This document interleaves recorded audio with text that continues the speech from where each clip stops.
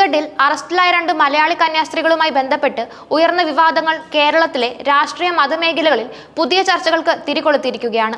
പ്രത്യേകിച്ചും ബി.ജെ.പിയിൽ നിന്നുള്ള കേന്ദ്രമന്ത്രിയും നടനുമായ സുരേഷ് ഗോപിയുടെ മൗനം സീറോ മലബാർ സഭയ്ക്കുള്ളിൽ വലിയ പ്രതിഷേധങ്ങൾക്കും ചോദ്യങ്ങൾക്കും കാരണമാകുന്നു. തിരഞ്ഞെടുപ്പിൽ ഭേദപ്പെട്ട നിലയിൽ ക്രിസ്ത്യൻ വോട്ടുകൾ ലഭിച്ച ഒരു നേതാവിൽ നിന്ന് ഇത്തരമൊരു വിഷയത്തിൽ കാര്യക്ഷമമായ ഇടപെടൽ പ്രതീക്ഷിച്ചിരുന്ന സഭയ്ക്ക് കടുത്ത നിരാശയുണ്ടെന്നാണ് റിപ്പോർട്ടുകൾ.